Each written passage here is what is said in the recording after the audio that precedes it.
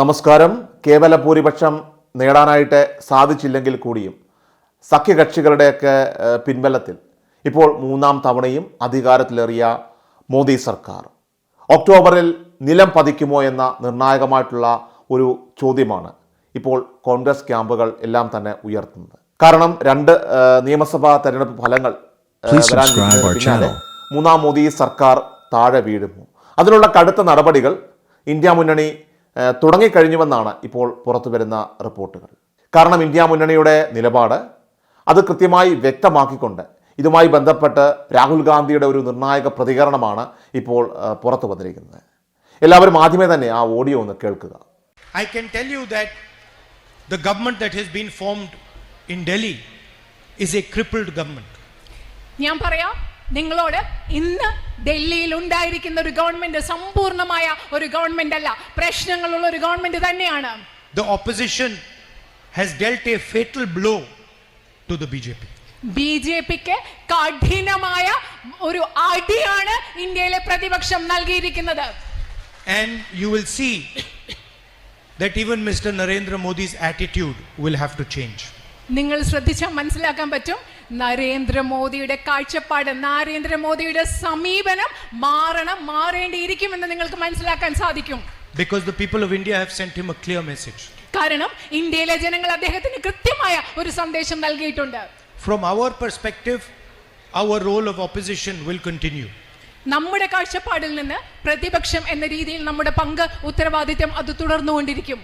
We proposed an alternative vision for the people of India, a pro-poor, compassionate vision, and we will fight for that vision. ഈ രാജ്യത്തെ ജനങ്ങൾക്ക് മുമ്പിൽ ഈ രാജ്യത്തിന്റെ വികസനത്തിന് വേണ്ടിയിട്ടുള്ള ഒരു ബദൽ ദർശനം ഇന്ത്യൻ നാഷണൽ കോൺഗ്രസ് അവതരിപ്പിച്ചു. സഹാനുഭൂതിയുള്ള, കാരുണ്യമുള്ള, ഈ രാജ്യത്തെ ജനങ്ങളോട്, ദരിദ്രരോട് ചേർന്ന് നിൽക്കുന്ന ഒരു ദർശനം. അതിനുവേണ്ടി, ആ കാഴ്ചപ്പാടിന് വേണ്ടി ഞങ്ങൾ പൊരുതിക്കൊണ്ടേയിരിക്കും. We are committed to making India a fairer society, a more productive society. കൂടുതൽ ഉൽപാദനക്ഷമമായ, കൂടുതൽ ന്യായയുക്തമായ ഒരു സമൂഹമായി ഇന്ത്യയെ മാറ്റുന്നതിന് വേണ്ടി ഞങ്ങൾ തുടർന്നും പരിശ്രമിച്ചുകൊണ്ടേയിരിക്കും. ഇത്തവണ ഇന്ത്യ മുന്നണി കരുത്തുറ്റ ഒരു പ്രതിപക്ഷമായിട്ട് തന്നെ ഇപ്പോൾ നിലനിൽക്കുകയാണ്. പ്രത്യേകിച്ചും കോൺഗ്രസ് ഒക്കെ ഇപ്പോൾ കത്തിക്കയറി നിൽക്കുന്ന ഒരു സാഹചര്യമാണ് രാജ്യത്ത്. ഈ പ്രതിപക്ഷ കരുത്തിൽ രാഹുൽ ഗാന്ധി കൃത്യമായിട്ടുള്ള ചില മുന്നറിയിപ്പുകളാണ് ഇപ്പോൾ മൂന്നാം മോദി സർക്കാരിന് നൽകുന്നത്. അതിൽ ആദ്യത്തെ മുന്നറിയിപ്പ് എന്നത് ഒരു താക്കീത് തന്നെയാണ്, ഒരു ഓർമ്മപ്പെടുത്തൽ തന്നെയാണ്. കാരണം രാഹുൽ ഗാന്ധി പറഞ്ഞു വെക്കുന്നത് മോദി സർക്കാർ ഒരു സമ്പൂർണ്ണ സർക്കാർ അല്ല എന്നാണ്. അതായത് ഇനി മോദി സർക്കാർ എപ്പോഴും ഞങ്ങളെ ഭയക്കണം എന്നാണ്. അതിന് ഉള്ള കാരണമെന്ന് പറയുന്നത് വെച്ചാൽ, നിങ്ങളൊരു സമ്പൂർണ്ണ സർക്കാരല്ല, NDAക്ക് കേവല ഭൂരിപക്ഷം ഉണ്ടായെന്ന് കരുതിക്കൊണ്ട് ഈ പറയുന്ന നരേന്ദ്രമോദിയും അതുപോലെ തന്നെ അമിത്ഷായും ഒക്കെ വിചാരിക്കുന്നത് പോലെ അവർ സ്വയം കാര്യങ്ങൾ തീരുമാനിച്ച് ആ കാര്യങ്ങൾ ഈ രാജ്യത്ത് നടപ്പാക്കാൻ കഴിയുന്ന ഒരു സർക്കാരല്ല നിങ്ങൾ ഇനി എന്നാണ് രാഹുൽ ഗാന്ധി ഇവിടെ തുറന്നടിക്കുന്നത്. കാരണം നിങ്ങൾക്കൊപ്പമുള്ളത് TDPയും അതുപോലെ തന്നെ JDUവും അതുപോലെ തന്നെ LJPയും പോലെയുള്ള ചെറിയ പ്രാദേശിക പാർട്ടികളാണ്. അപ്പോൾ ആ ചെറിയ പാർട്ടികളെ അവരെ അനുനയിപ്പിച്ചും അതുപോലെ തന്നെ അവരുടെയൊക്കെ അജണ്ടകളും അതുപോലെ തന്നെ അവരുടെയൊക്കെ ആജ്ഞകളും ഒക്കെ കേട്ടുമല്ലാതെ കാര്യങ്ങൾ ഇനി മുന്നോട്ട് കൊണ്ടുപോകാനായിട്ട് നിങ്ങൾക്ക് സാധിക്കുകയില്ല. ഇനി അതോടൊപ്പം തന്നെ മഹാരാഷ്ട്രയിലും അതുപോലെ തന്നെ പലയിടത്തും നിങ്ങളുടെ സഖ്യമുള്ള ചെറു പാർട്ടികൾ ഇപ്പോൾ തമ്മിലടിയുമാണ്. അപ്പോൾ ഇതെല്ലാം നിങ്ങൾ കൃത്യമായിട്ട് ഓരോന്ന് ഓർത്ത് വെച്ചുകൊണ്ട് വേണം ഈ ഭരണം മുന്നോട്ട് കൊണ്ടുപോകാൻ, അല്ലെങ്കിൽ ഭരിക്കാനെന്നാണ് രാഹുൽ ഗാന്ധി ഇവിടെ ഇപ്പോൾ തുറന്നടിച്ചിരിക്കുന്നത്. കാരണം നിലവിലത്തെ സാഹചര്യത്തിൽ NDA ഇപ്പോൾ ഒരു കരുത്തുറ്റ സർക്കാരേയല്ല. അതുകൊണ്ട് തന്നെ BJPക്ക് കനത്ത പ്രഹരം നൽകാനായിട്ട് ഇന്ത്യ മുന്നണിക്ക് സാധിക്കുകയും ചെയ്തിട്ടുണ്ട്. അതോടൊപ്പം തന്നെ BJPയെ തറ പറ്റിക്കുന്ന രീതിയിലുള്ള ഒരു വലിയ മുന്നേറ്റം നേടാനായിട്ടും ഇന്ത്യ മുന്നണിക്ക് സാധിച്ചു. മാത്രമല്ല ഇന്ത്യയുടെ ഭരണഘടന ഇല്ലാതാക്കുമെന്നൊക്കെ പറഞ്ഞ ഈ BJPയുടെ തീരുമാനങ്ങൾക്കുള്ള ഒരു വലിയ കനത്ത പ്രഹരമാണ് രാജ്യത്തെ ജനങ്ങൾ ഇപ്പോൾ നൽകിയതെന്നാണ് രാഹുൽ ഗാന്ധി തുറന്നടിച്ചിരിക്കുന്നത്. ഇതോടൊപ്പം തന്നെയാണ് ഈ മോദി സർക്കാർ ഇനി അധികകാലം ഈ ഭരണം തുടരില്ലെന്നും അതുപോലെ തന്നെ ഇപ്പോൾ പ്രതിപക്ഷത്തിരിക്കുന്ന ഇന്ത്യ മുന്നണി വിചാരിക്കുന്നത് പോലെയുള്ളൊരു ഭരണം അത് കൃത്യമായിട്ട് ഭാവിയിൽ ഈ രാജ്യത്ത് ഉണ്ടാകുമെന്നൊക്കെ സൂചന നൽകുന്ന ചില വ്യക്തമായിട്ടുള്ള വാക്കുകളാണ് രാഹുൽ ഗാന്ധി ഇവിടെ ഇപ്പോൾ നടത്തിയിരിക്കുന്നത്.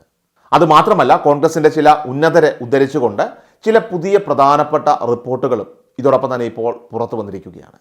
അതുകൂടി നിങ്ങളെല്ലാവരും തന്നെ ഇതിനോടൊപ്പം തന്നെ ചേർത്ത് വെച്ച് വേണം കൃത്യമായിട്ടൊന്ന് നിരീക്ഷിക്കാനായിട്ട്. കാരണം രാഹുൽ ഗാന്ധി തൻ്റെ പ്രതികരണത്തിൽ അവസാനം പറയുന്നത്, അതായത് പ്രതിപക്ഷത്തിൻ്റെ ഇപ്പോഴുള്ള ഈ ഒരു ഉത്തരവാദിത്വം അത് കൃത്യമായിട്ട് തന്നെ ഞങ്ങൾ തുടരുമെന്നാണ്. രാജ്യത്ത് ജനങ്ങൾക്ക് വേണ്ടിയിട്ട് ഈ പറയുന്ന പ്രതിപക്ഷ സ്ഥാനത്തിരിക്കുമ്പോൾ ഈ ഭരണപക്ഷത്തോടെ കാണിക്കേണ്ട നടപടികൾ അത് ഞങ്ങൾ കൃത്യമായിട്ട് തുടരുമെന്നാണ് രാഹുൽ ഗാന്ധി ഇവിടെ പറഞ്ഞു വെക്കുന്നത്. അതോടൊപ്പം തന്നെ അദ്ദേഹം പറഞ്ഞ ചില പ്രധാനപ്പെട്ട വാക്കുകൾ അത് നിങ്ങൾ ശ്രദ്ധിക്കുക. I can tell you that the government that has been formed in Delhi is a crippled government. The opposition has dealt a fatal blow to the BJP. And you will see that even Mr. Narendra Modi's attitude will have to change, because the people of India have sent him a clear message. From our perspective, our role of opposition will continue. We proposed an alternative vision for the people of India, a pro-poor, compassionate vision, and we will fight for that vision. We are committed to making India a fairer society, a more productive society. എല്ലാവരും നോക്കുക, രാഹുലിൻ്റെ ഈ ഒരു പ്രതികരണത്തിൽ വളരെ കൃത്യമായിട്ട് crystal clear ആയിട്ട് പറയുന്നത് ബദൽ കാഴ്ചപ്പാടുകൾ ഉയർത്തിപ്പിടിക്കുകയാണ് കോൺഗ്രസ് എന്നാണ്.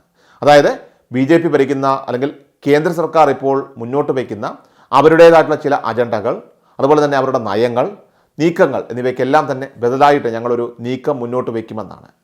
ആ നീക്കം എന്നത് ഈ രാജ്യത്തുള്ള പാവപ്പെട്ടവർക്കും അതുപോലെ തന്നെ സാധാരണക്കാർക്കും വേണ്ടിയിട്ടെന്നാണ്, അവരുടെ ഉന്നമനത്തിന് വേണ്ടിയിട്ടെന്നാണ്, കൂടുതൽ ന്യായയുക്തമായിട്ടുള്ള ഒരു സമൂഹത്തിന് വേണ്ടിയിട്ട് ഞങ്ങൾ പരിശ്രമിക്കുമെന്നാണ് രാഹുൽ ഗാന്ധി പറഞ്ഞു വയ്ക്കുന്നത്.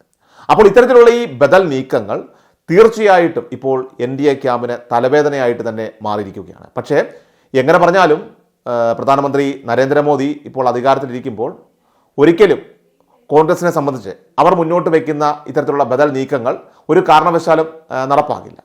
എന്നാൽ പ്രതിപക്ഷത്തിരുന്നുകൊണ്ട് ഇന്ത്യ മുന്നണി ഒറ്റക്കെട്ടായിട്ട് ഇതിനായിട്ട് ശ്രമിച്ചാൽ അത് ശ്രമകരമാകും. അവരുടെ മേൽ തീർച്ചയായിട്ടും സമ്മർദ്ദം ചെലുത്തുവാനായിട്ട് ഇവർക്ക് സാധിക്കും. പക്ഷേ പൂർണ്ണമായിട്ട് അത് നടപ്പിലാക്കുമെന്ന് രാഹുൽ ഗാന്ധി വളരെ ഇപ്പോൾ ആത്മവിശ്വാസത്തോടു കൂടി പറയുമ്പോൾ എന്തായിരിക്കാം അതിൻ്റെ അർത്ഥം? അത് നടപ്പിലാക്കുന്ന വിധത്തിൽ ഭരണം പിടിക്കാൻ ഞങ്ങൾക്ക് തീർച്ചയായിട്ടും സാധിക്കുമെന്നുള്ളത് തന്നെയാണ് രാഹുൽ ഗാന്ധി ഇവിടെ പറഞ്ഞു വയ്ക്കുന്നത്. പക്ഷേ അത് എന്നായിരിക്കുമെന്നതാണ് ഒരു ചോദ്യം. ഈ ഒരു ചോദ്യം ഇപ്പോൾ പൊതുസമൂഹത്തിൽ ശക്തമായിരിക്കുമ്പോഴാണ് കഴിഞ്ഞ ദിവസം മനോരമയിൽ ഒരു വളരെ പ്രധാനപ്പെട്ട തലക്കെട്ടോടു കൂടി ഒരു ആർട്ടിക്കിൾ പുറത്തു വന്നിരിക്കുന്നത്. ഇത് പ്രധാനമായിട്ടും കോൺഗ്രസിൻ്റെ കൃത്യമായിട്ടുള്ള സോഴ്സുകളിൽ നിന്നും ലഭിക്കുന്ന കൃത്യമായ സൂചനകളുടെയൊക്കെ അടിസ്ഥാനത്തിലെന്ന് പറഞ്ഞുകൊണ്ടാണ് ഈ ഒരു ആർട്ടിക്കിൾ ഇവർ പ്രസിദ്ധീകരിച്ചിരിക്കുന്നത്. അതിൻ്റെ തലക്കെട്ട് ഇങ്ങനെയാണ്: ക്ഷമ വേണം, മോദിയെ വീഴ്ത്താൻ കാത്തിരിക്കാൻ കോൺഗ്രസ്. ഒക്ടോബറിലാണോ ഖാർഗെ പറഞ്ഞ ആ ഉചിത സമയമെന്നത് ഒരു ചോദ്യചിഹ്നമായിട്ട് ഇത്തരത്തിൽ തലക്കെട്ടോടെയാണ് ഇത് ഇപ്പോൾ ആരംഭിച്ചിരിക്കുന്നത്.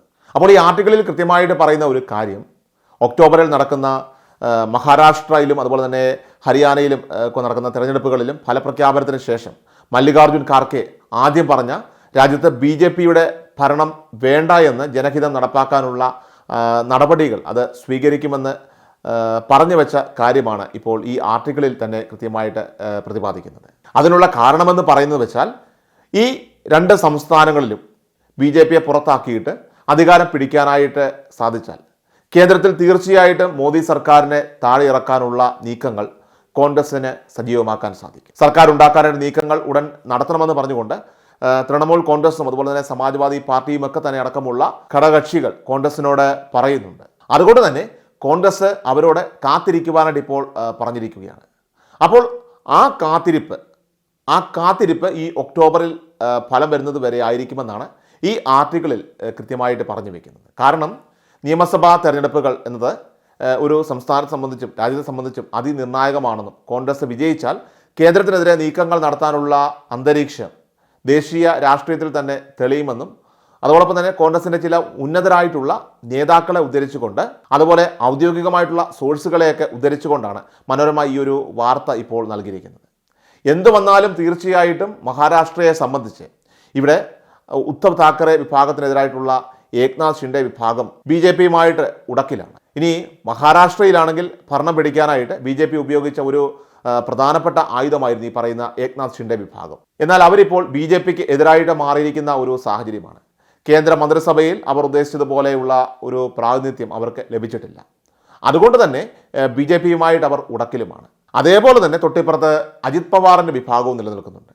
അത് NCPയിൽ നിന്നുമൊക്കെ വിട്ടുപോയ അജിത് പവാർ വിഭാഗവും അവർക്കും വേണ്ട പരിഗണന കിട്ടിയില്ലെന്ന് പറഞ്ഞുകൊണ്ട് ഇപ്പോൾ BJPയുമായിട്ട് ഉടക്കി നിൽക്കുന്ന അല്ലെങ്കിൽ വലിയ ഒരു ഉടക്കിലാണെന്ന് പറയാൻ സാധിക്കും. മാത്രമല്ല അതാത് പാർട്ടികളെയൊക്കെ ഇത്തരത്തിൽ വിമതരായിട്ട് നിൽക്കുന്ന പ്രത്യേകിച്ചും ശിവസേനയിൽ നിന്ന് തെറ്റിപ്പിരിഞ്ഞു പോയ ഏക്നാഥ് ഷിൻഡെ വിഭാഗവും അതുപോലെ തന്നെ NCPയിൽ നിന്നുമൊക്കെ വിട്ടുപോയ അജിത് പവാറിൻ്റെയൊക്കെ ഈ വിഭാഗവും അവരുടെ ഈ പാർട്ടികളെ തകർക്കാനായിട്ട് BJP ശ്രമിക്കുന്നുവെന്നും അതുപോലെ തന്നെ അവരെ തകർത്ത് BJP അവിടെ വളരാനായിട്ട് ശ്രമിക്കുന്നുവെന്നുമുള്ള ആരോപണങ്ങളൊക്കെ തന്നെ ഇപ്പോൾ ഉന്നയിക്കുന്നുണ്ട്. കാരണം BJPയുമായിട്ട് അവർ വലിയ സ്വരച്ചേർച്ചയിലല്ല എന്നതാണ് സാരം.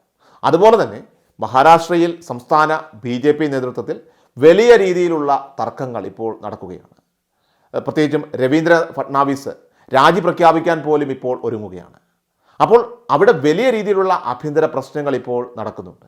അതിൻ്റെ കൂടെ ഈ തെരഞ്ഞെടുപ്പിൽ കോൺഗ്രസ് എങ്ങാനും വിജയിച്ചാൽ ഈ പറഞ്ഞ വിമത വിഭാഗം അവർ പിടിച്ച MP-മാരെ എല്ലാം തന്നെ കൂടെ നിർത്താൻ സാധിക്കുമെന്നാണ് കോൺഗ്രസിൻ്റെ ഒരു പ്രതീക്ഷ. ഏതാണ്ട് 25ഓളം വരുന്ന MP-മാരെ ഇത്തരത്തിൽ സമാഹരിക്കുവാനായിട്ട് അവർക്ക് അല്ലെങ്കിൽ അങ്ങനെ കോൺഗ്രസിന് മഹാരാഷ്ട്രയിൽ നിന്ന് മാത്രമായിട്ട് കഴിയുമെന്നും പ്രതീക്ഷ വയ്ക്കുന്നുണ്ട്. എന്തായാലും ഇതേ സാഹചര്യത്തിൽ തന്നെ ഹരിയാനയും അതുപോലെ BJP ഭരിക്കുന്ന സംസ്ഥാനമാണെങ്കിൽ കൂടിയും അവിടെ BJPക്കുള്ളിൽ വലിയ പ്രശ്നങ്ങളാണ് നിലനിൽക്കുന്നത്. പ്രത്യേകിച്ചും BJPക്കെതിരെ കർഷകർ തന്നെ നിരത്തിലിറങ്ങുന്ന ഒരു സാഹചര്യം വരെ അവിടെ ഉണ്ടായിട്ടുണ്ട്. ഇതുമൂലം ഈ തെരഞ്ഞെടുപ്പ് സമയം BJPക്ക് അവിടെ വലിയ രീതിയിൽ പ്രചരണം നടത്തുവാനായിട്ട് കഴിയാത്ത സാഹചര്യം വരെ ഉണ്ടായിട്ടുണ്ട്. എന്നാൽ നിയമസഭാ തെരഞ്ഞെടുപ്പിൻ്റെ ഒരു സാഹചര്യം വരുമ്പോൾ അവിടെ തീർച്ചയായിട്ടും ജനങ്ങൾ BJPക്കെതിരെ വിധി എഴുതുമെന്നും അവിടെ വലിയ രീതിയിൽ തന്നെ മുന്നേറ്റമുണ്ടാക്കാനായിട്ട് ഇന്ത്യ മുന്നണിക്ക് കഴിയുമെന്നും അങ്ങനെ ആ സംസ്ഥാനത്തെയും ഇടഞ്ഞു നിൽക്കുന്ന MP-മാരെയൊക്കെ തന്നെ ഉൾപ്പെടെ സ്വതന്ത്ര കക്ഷികളെയൊക്കെ തന്നെ ഉൾപ്പെടെ ഇന്ത്യ മുന്നണിക്ക് കൂടെ കൂട്ടാനായിട്ട് സാധിക്കുമെന്നാണ് കരുതുന്നത്. അങ്ങനെ ഈ ഇരു സംസ്ഥാനങ്ങളിലും മുന്നേറ്റമുണ്ടായാൽ ഇന്ത്യ മുന്നണിക്ക് സർക്കാരിനെ തീർച്ചയായിട്ടും അട്ടിമറിക്കാൻ കഴിയുന്ന ഒരു സാഹചര്യം ഉണ്ടായാൽ BJPയെ ഭയന്നൊക്കെ നിൽക്കുന്ന പല MP-മാരും അതുപോലെ തന്നെ BJPക്കെതിരെ നിൽക്കുന്ന മറ്റ് ഘടകകക്ഷികളുമൊക്കെ തന്നെ ഇന്ത്യ മുന്നണിയിലേക്ക് എത്താനായിട്ട് സാധ്യതയുണ്ടെന്നാണ് വിലയിരുത്തൽ. എന്തായാലും ഒക്ടോബർ മാസം ഇത്തരത്തിലുള്ള ഒരു നിർണായകമായിട്ടുള്ള നീക്കം ഉണ്ടാകുമെന്ന ഒരു പ്രധാന ചോദ്യമാണ് ഇപ്പോൾ ശക്തമായി ഉയരുന്നത്. ക്രിഷ്യൽ മീഡിയ എല്ലാ ദിവസവും വാർത്തകൾക്കും അറിയിപ്പുകൾക്കുമായി യൂട്യൂബ് ചാനൽ സബ്സ്ക്രൈബ് ചെയ്യുക, ഫേസ്ബുക്ക് പേജ് ഫോളോ ചെയ്യുക. വാർത്തകളുടെ നോട്ടിഫിക്കേഷനായി ബെൽ ഐക്കൺ എനേബിൾ ചെയ്യുക.